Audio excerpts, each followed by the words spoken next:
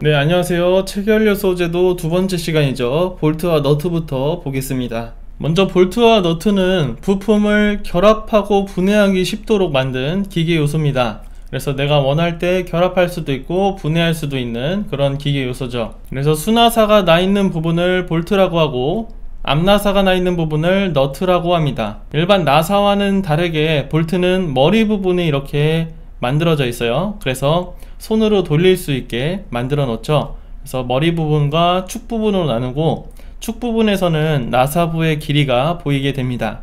그리고 나사부의 바깥지름을 호칭지름으로 하는 것이죠. 그리고 너트는 앞나사가 나 있는 구멍을 만든 기계 요소입니다.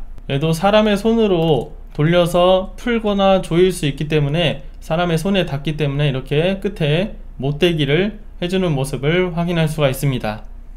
일반 볼트들은 고정하는 방식에 따라서 또는 모양에 따라서 분류를 나누게 되는데요.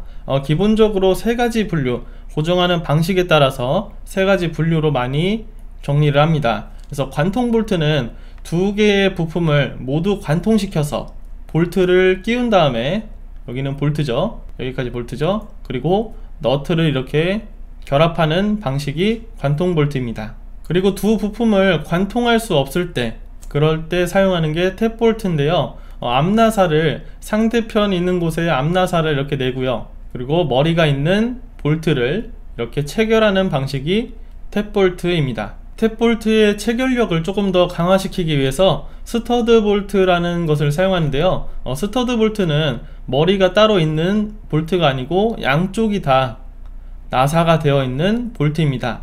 그래서 앞나사에 상대편 기계 부품에 앞나사를 내고, 그리고 양쪽에 볼트 나사부가 있으니까 거기 너트도 이렇게 체결하는 방식이죠. 탭볼트와의 차이점은 탭볼트는 한쪽에만 나사가 되어 있어서 그냥 볼트를 돌려서 체결하는 방면에 스터드 볼트는 양쪽에 나사가 나 있어서 부품에도 나사 체결이 가능하고 너트를 이용해서 반대쪽도 나사 체결이 가능합니다. 그래서 일반 볼트는 이렇게 관통 볼트, 볼트의 지름보다 약간 크게 구멍을 뚫은 다음에 여기에 머리붙이 볼트와 너트로 결합하는 볼트를 관통 볼트라고 하고요. 탭볼트는 관통 볼트를 사용하기 어려울 때 사용하고요. 상대편 부품에 앞나사를 내고 머리붙이 볼트를 조여서 부품을 결합하는 볼트입니다.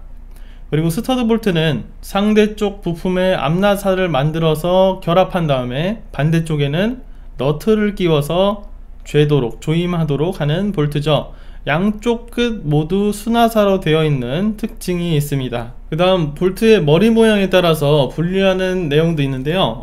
여기는 오타가 있습니다. 네, 관통 볼트가 아니고 육각 볼트입니다. 그리고 탭볼트가 아니고 사각 볼트, 스터드 볼트가 아니고 육각 구멍 붙이 볼트, 이렇게 수정해 주시기 바랍니다.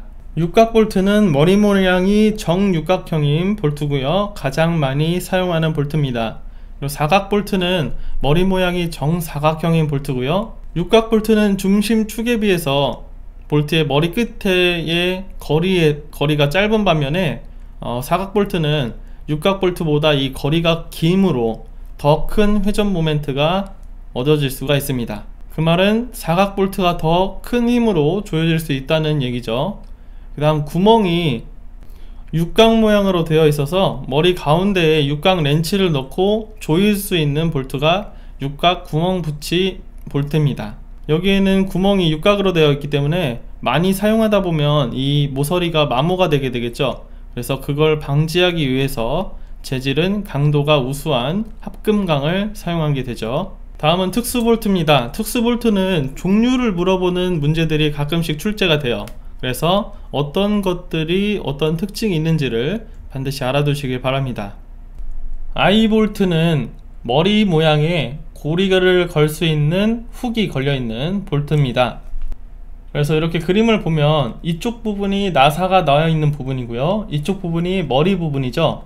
그래서 여기에 고리를 걸어서 무거운 물체를 걸어둘 수 있게 만든 볼트죠. 그 다음 나비 볼트는 볼트의 머리 부분을 나비 모양으로 만들어서 사람의 손으로 조이거나 쉽게 풀 수 있게 만든 볼트입니다. 이렇게 보면, 그림을 보면 이쪽에 볼트, 나사가 나와 있고요. 머리 부분에 나비 모양으로 볼트 머리가 만들어져 있죠. 그래서 사람이 이렇게 손으로 돌리기 쉽게 만든 볼트입니다. 위쪽 그림을 보면 이쪽 부분에 I 볼트가 되어 있는 걸 볼 수가 있죠. 이게 I 볼트고요. 얘는 나비 모양의 볼트가 아니고 너트죠. 너트도 머리 모양을 나비 모양으로 만들 수가 있어요. 그래서 사람 손으로 돌리기 쉽게 만든 거죠. 그 다음 스테이 볼트는 두 물체 사이의 거리를 일정하게 유지시켜 주면서 결합하는 데 사용하는 볼트입니다.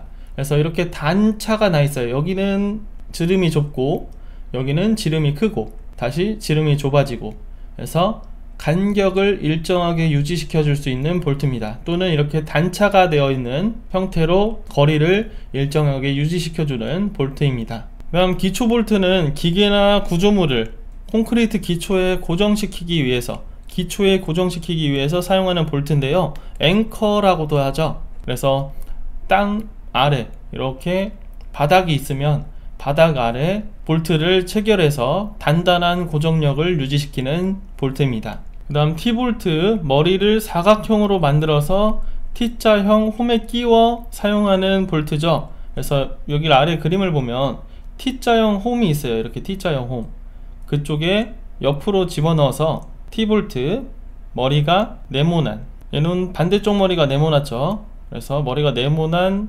사각형을 만들어서 끼워 넣는, 그래서 확실한 고정력을 얻어내는 볼트입니다. 공작기계 밀링 머신의 테이블이 이렇게 T자형 홈이 나 있죠. 그래서 바이스를 T자형 홈에 물릴 때 사용하는 T볼트가 있습니다. 다음 리머 볼트는 큰 전단력이 작용할 때 사용하는 볼트인데요.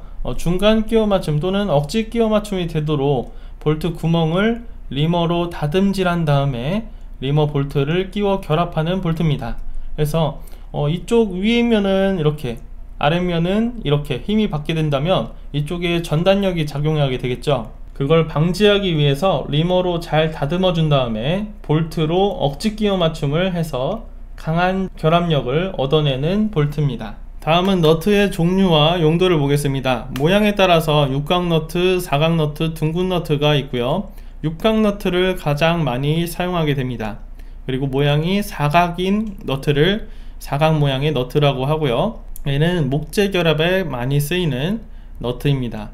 다음 둥근 너트는 회전체에 결합을 할 때, 회전체의 균형을 좋게 하기 위해서 또는 외부에 머리를 돌출시키지 않기 위해서, 매끈하게 하기 위해서 둥근 너트를 사용하는데, 얘는 모양이 둥글기 때문에 너트를 죄는데 특수한 스패너가 필요하게 됩니다. 그 다음 와셔 부치 너트가 있습니다. 와셔라고 하는 건 이렇게 도너츠 모양으로 생긴 얇은 판을 얘기하는데요. 어떤 물체에 이렇게 조그만 지름으로 볼트를 체결한 다음에 너트를 너무 작게 체결해 버리면 이 접촉 면적이 너무 작아져서 이렇게 흔들릴 수 있는 위험이 있습니다. 그래서 볼트와 너트를 체결할 때 이 접촉 면적을 늘려주기 위해서 이 와셔를 여기다 끼워주게 되면 넓은 접촉 면적을 가지면서 동시에 결합력을 높일 수 있는 장점이 있죠. 그래서 여러분도 볼트와 너트를 끼울 때 한 번씩 보셨을 수도 있어요.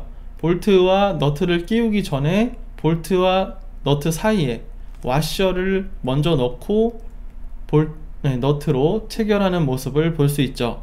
이렇게 따로 부품을 3개로 따로 할 수도 있고, 아예 너트에 넓게 와셔가 붙여있는 와셔 부치 너트가 있습니다. 그래서 너트 하나로 와셔의 역할을 겸비한 너트를 얘기하죠. 얘는 접촉하려는 물체와 접촉 면적을 크게 해서 접촉 압력을 작게 하려고 할 때 주로 사용합니다. 접촉력은 커지죠. 결합하는 힘은 커지는데요. 이 와셔가 넓게 퍼져 있으므로 여기에 작용하는 압력은 작게 되는 거죠. 그래서 물체의 표면은 다치지 않게 하면서 강한 결합력을 얻을 수 있게 됩니다. 그 다음 캡 너트입니다. 캡이라고 하는 건 뚜껑을 얘기하죠. 너트의 한쪽을 관통하지 않도록 만든 너트, 이렇게 너트가 관통하는 게 아니고 한쪽에만 이렇게 암나사가 나 있는 거죠. 우리가 이런 형태를 어디서 많이 볼 수 있을까요? 음료수 뚜껑에 다 캡 너트죠. 그래서 증기나 기름이 누출되는 것을 방지할 때 사용하는 너트입니다. 그 다음 자주 나오는 게 아이너트, 머리가 고리가 달린 너트, 그리고 나비너트, 머리가 손잡이가 달린 나비 모양으로 된 너트. 그래서 사람 손으로 돌릴 수가 있죠. 그 다음 T자형 너트, 머리가 T자형 형상을 갖고 있는 너트, 그래서 공작물의 테이블에 고정시키는 데 사용합니다. 그리고 원통 모양의 너트로 두 축을 일직선으로 평행하게 연결하는 너트를 슬리브 너트라고 하고요. 그 다음 턴버클이라는 게 있습니다. 양 끝에 막대 나사를 가진 부품으로 한쪽은 오른 나사, 반대쪽은 왼 나사로 이루어진 너트입니다. 그래서 이 가운데 있는 동그라미가 너트인데요, 턴버클이죠. 그래서 왼쪽에는 오른 나사, 이쪽에는 오른 나사가 되어 있고 이쪽에는 왼 나사가 되어 있어요. 그래서 뭐 얘를 한쪽 방향으로 이렇게 돌리면, 너클 자체를 돌리면 이 둘의 나사가 양쪽으로 이렇게 접근하고, 또 반대쪽으로 이렇게 돌리면 멀어지는 이런 형태를 갖고 있는, 기능을 갖고 있는 볼트 너트가 턴버클입니다. 얘는 이제 로프, 천막을 칠 때 많이 사용하죠. 다음 마지막으로 홈부치 육각 너트. 너트의 머리에 이렇게 육각으로 홈부치가 되어 있는 거죠. 근데 이렇게 3차원으로 보면 구멍이 뚫려 있어요. 반대쪽에도 구멍이 이렇게 뚫려 있고요. 그래서 너트를 체결한 다음에 핀을 고정시켜서, 이쪽으로 핀을 고정시켜서 너트가 풀리지 않도록 만든 너트를 얘기합니다. 볼트 너트를 체결하고 있으면 뭐 부품의 진동이나 아니면 오랜 시간 지남에 따라서 볼트와 너트가 서서히 풀리는 영향을 받을 수가 있는데요, 이때 볼트와 너트의 풀림 방지법 꼭 알아두시길 바랍니다. 그래서 로크 너트라고 해서 너트를 볼트의 끝까지 잠그게 되면 딸깍 소리가 나면서 잠기게 되어서 더 이상 풀리지 않는 그런 방법이 있고요. 그리고 스프링 와셔인데 비틀게 만들어서 스프링 역할을 하는 와셔예요. 그래서 이걸 가지고 볼트와 너트를 체결을 하면 스프링 와셔의 장력이 생겨서 볼트와 너트를 밀어내는 힘이 생겨서 볼트와 너트가 원주 방향으로 돌아가지 않게, 너트가 풀리지 않게 하는 방법입니다. 그래서 플러그에 의한 방법이 있고, 분할핀으로 핀을 꽂아서, 볼트나 너트에 꽂아서 풀리는 방지하는 방법, 또는 자동 죬 너트에 의한 방법, 회전에 의해서 자동으로 조여지는 너트에 의한 방법, 이런 방법들이 있습니다. 문제를 한번 볼까요? 볼트의 머리가 조립 부분에서 밖으로 나오지 않아야 할 때 사용하는 볼트를 물어봤죠. 우리가 일반적으로 볼트를 조립할 때 이렇게 표면 위에다가 머리가 나온 상태에서 볼트가 이렇게 들어가는 형태로 체결을 하는데, 이 바깥에 나오는 부분이 싫어요. 그렇기 위해선 일부러 카운터 보링을 해서, 드릴 가공 시간에 나오게 되는데 카운터 보링을 해서 자립하기를 이렇게 합니다. 볼트에 머리가 들어갈 수 있는 부분을 미리 파놓은 다음에 여기다가 볼트를 체결하게 되죠. 그러면 이쪽 부분이 매끈하기 때문에 조립한 부분에서 볼트 머리가 튀어나오질 않아요. 근데 이렇게 되면 손으로 이 볼트 머리를 돌릴 수가 있을까요? 못 돌리죠. 이 사이에 손이 안 들어가기 때문에.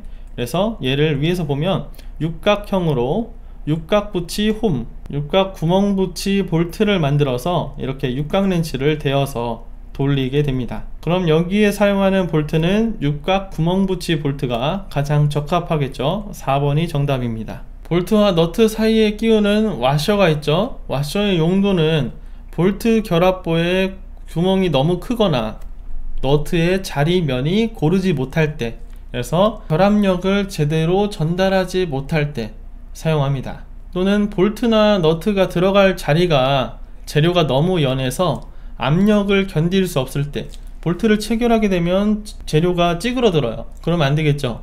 그때 와셔를 중간에 끼워 넣어서 압력을 작게 만들어서 견딜 수 있게 만들어 줍니다. 또는 와셔는 너트의 풀림을 방지할 때도 사용하죠. 종류는 여러 가지가 있어요. 기본적으로 평와셔, 이렇게 조그만한 형태의 판으로 되어 있는 와셔가 있고요. 여기에 이제 갈퀴가 이렇게 붙어 있으면 이렇게 쐐기가 이렇게 나와 있어요.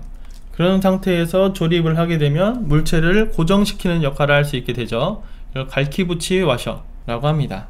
또는 스프링 와셔라고 해서 이렇게 엇갈려서 되어 있는 와셔가 있어요. 윗면과 아랫면이 엇갈려 있는, 그래서 스프링의 역할을 대신해 주는 와셔가 있습니다. 얘는 풀림을 줄이는 역할을 하죠. 다음은 볼트와 너트의 설계입니다. 여기는 공식을 좀 알아둬야 되는데요. 경우는 두 가지입니다. 전단 하중을 받을 때 또는 축 하중을 받을 때, 이 두 가지 경우에 대해서 어떻게 확인하는지 보겠습니다.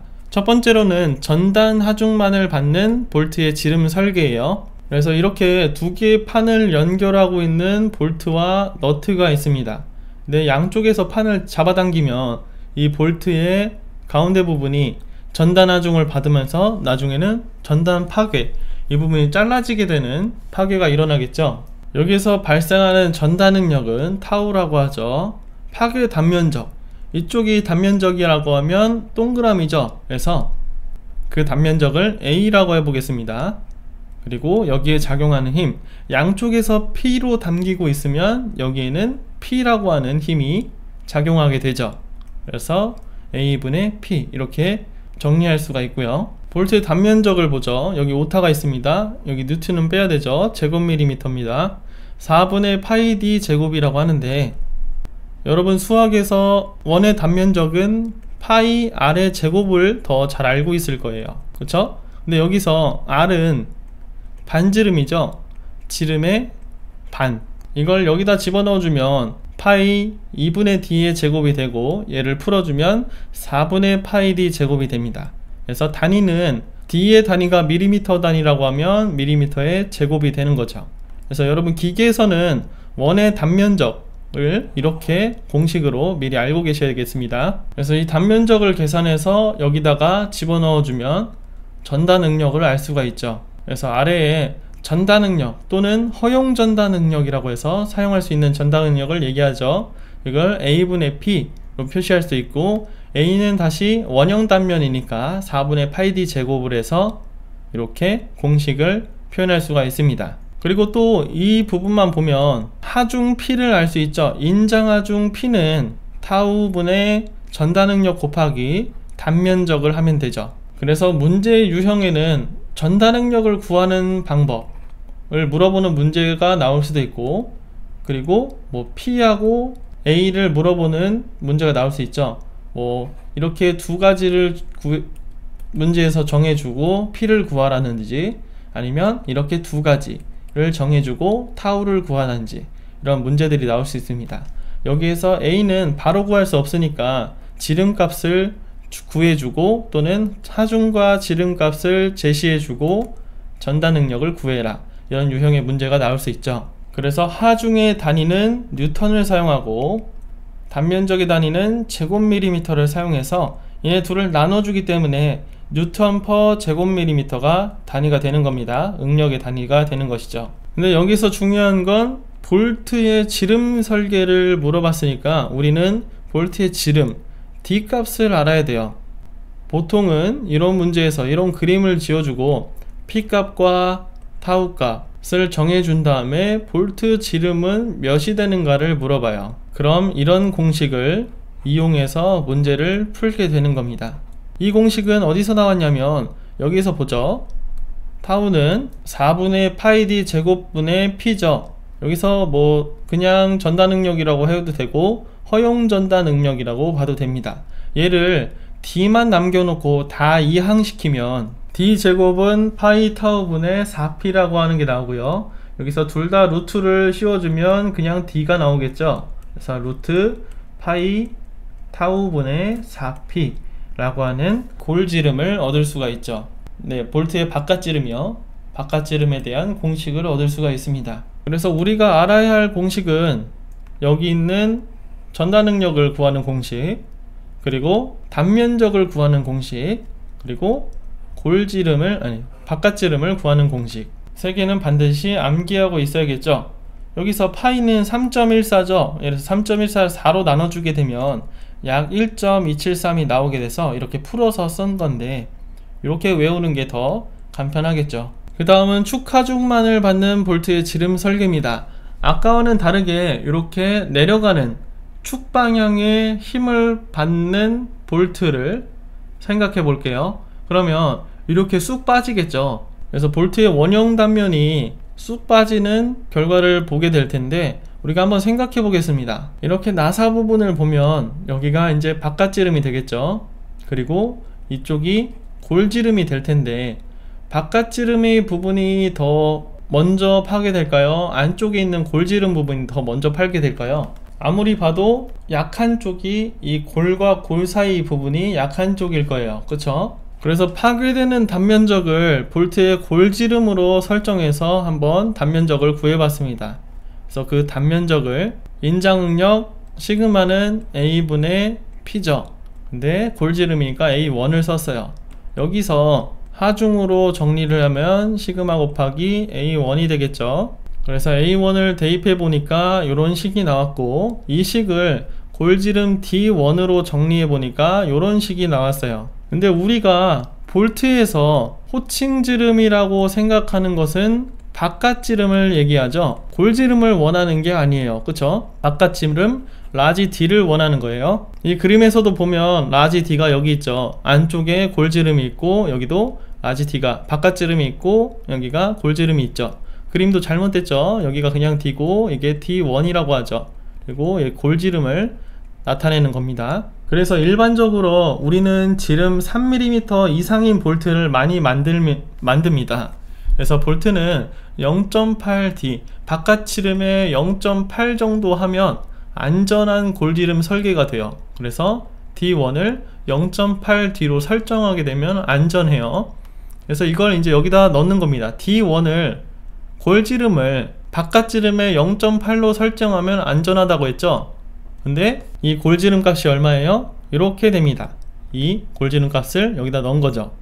그래서 여기에서 이 0.8을 이항시키면 바깥지름 D 값을 알 수가 있죠.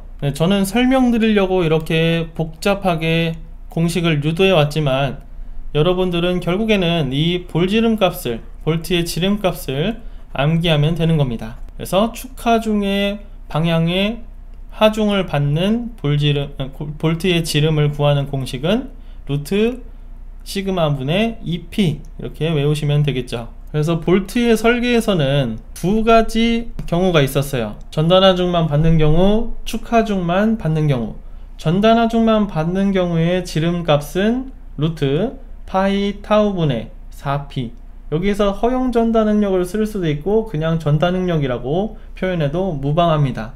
다음 축하중만을 받을 때는 지름이 루트 시그마 분의 2p. 여기서 시그마는 인장응력이죠. 인장응력 그냥 시그마로 써도 되고 여기 텐실, 인장이라고 하는 뜻을 표현하는 t를 붙여도 상관없습니다. 그래서 이걸 반드시 암기하고 계시면 되겠습니다. 문제를 한번 보죠. 축방향으로 인장하중만을 받는 순하사의 바깥지름 D와 볼트 재료의 허용 인장 응력 나왔죠. 그리고 인장 하중 나왔어요.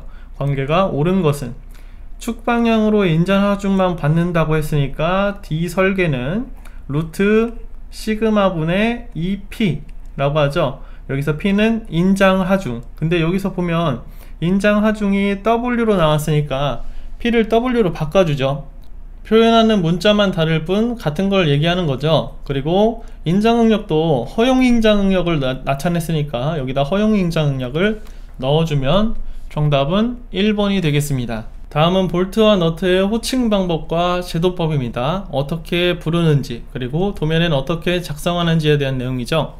볼트와 너트의 호칭 방법은 케이스 B102의 규격이 정해져 있고요. 볼트의 호칭법은 이렇습니다. 규격 번호를 쓰고 그리고 종류, 규격 번호나 규격 명칭을 쓰면 되죠. 다음 종류, 어떤 종류인지, 그리고 부품의 등급, 그리고 지름값과 길이, 강도 부분, 재료, 지정사항 이런 걸 쓰는데 주로 종류와 지름값과 길이값, 그리고 많으면 재료 이렇게 많이 사용합니다. 너트도 볼트와 마찬가지로 이렇게 같은 순서로 되어 있고요. 한 번씩 참고하시기 바랍니다. 다른 여러 종류의 스크류, 작은 나사 이런 것들, 볼트들도 같은 방법으로 호칭하게 되는 것이죠. 다음은 볼트와 너트의 제도 방법입니다.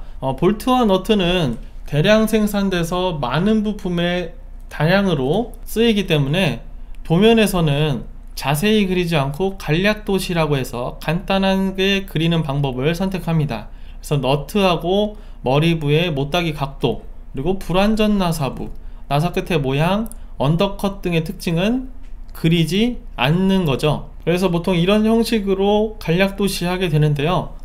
볼트의 머리 부분과 볼트의 길이 부분을 이렇게 그려주게 됩니다. 간단하게.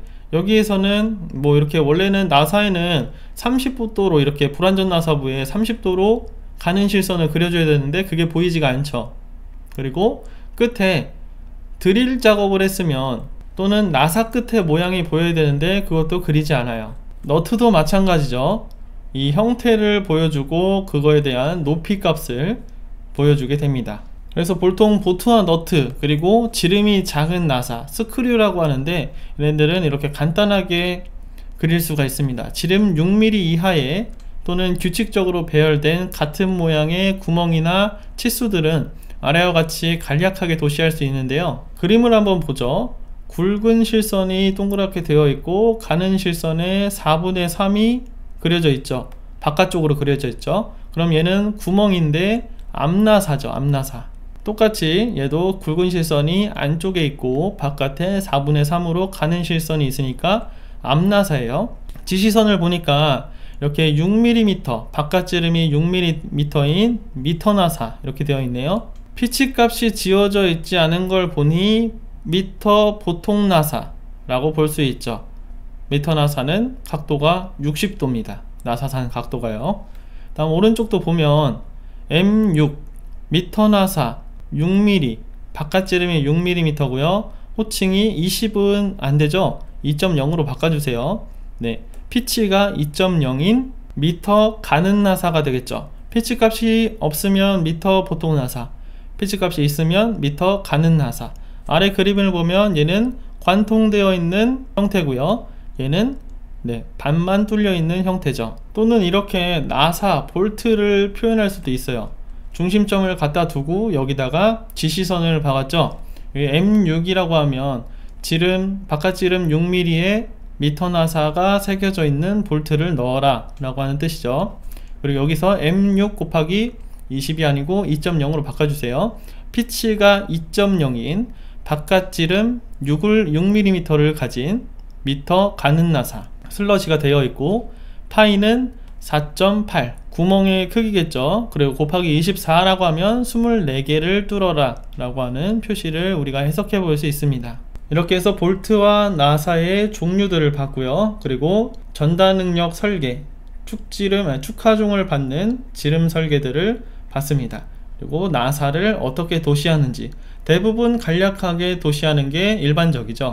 그래서 여기까지 하겠습니다. 네, 감사합니다.